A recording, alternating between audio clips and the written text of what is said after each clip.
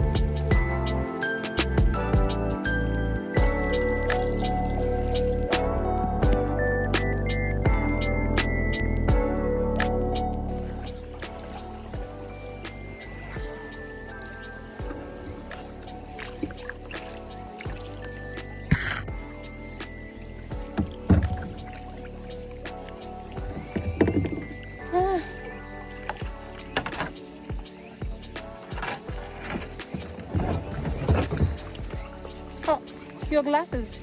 On that. Yeah.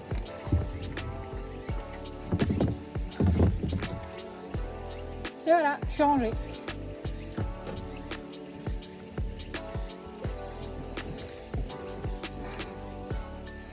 On vient de finir le kayak.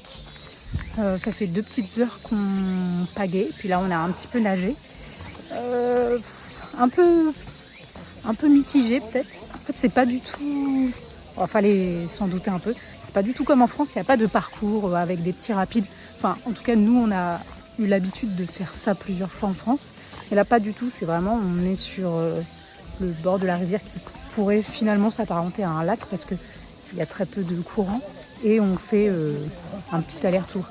Bref, fallait s'en douter, c'est pas ultra sportif.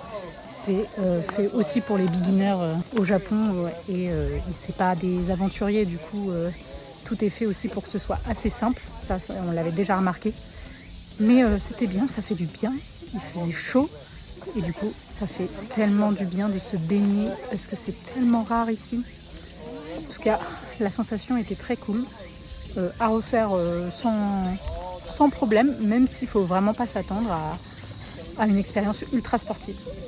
Donc là, on rentre au campement. On va aller changer parce que là, vous ne voyez pas, mais je suis dégoulinante du coup, puisque j'ai été me baigner avec maillot de bain, t-shirt, pour éviter les coups de soleil. Donc là, on va aller se changer. Cet après-midi, on continue la journée. On va un petit peu plus loin pour visiter une brasserie de saké et manger là-bas avec tout le monde.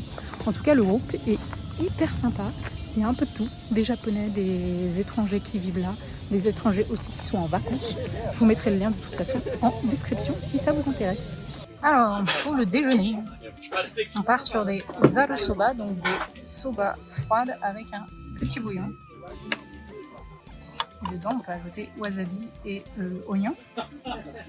Et on est juste à côté d'une fabrique de tofu, donc pas mal de tofu. Donc moi j'ai pris ceci, on dirait du tofu avec des cornflakes dessus, clairement. Et on nous a servi un petit verre de saké, qui n'est pas si petit.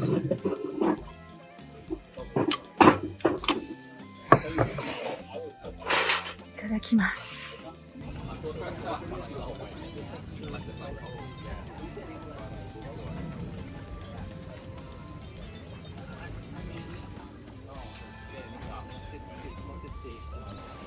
Je me suis changée. Finalement, on va passer notre tour pour la visite de la brasserie de saké et on va plutôt aller nager. C'est un bien meilleur plan, selon moi.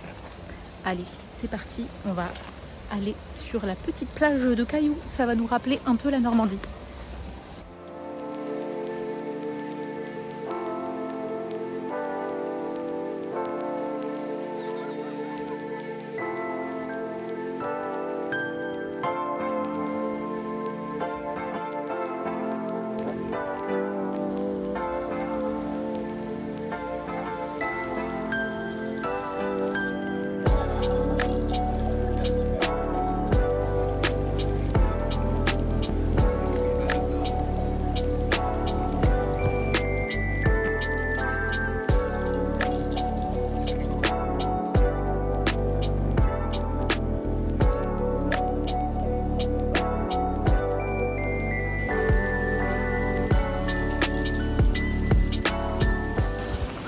Fin de journée, j'espère que vous m'entendez.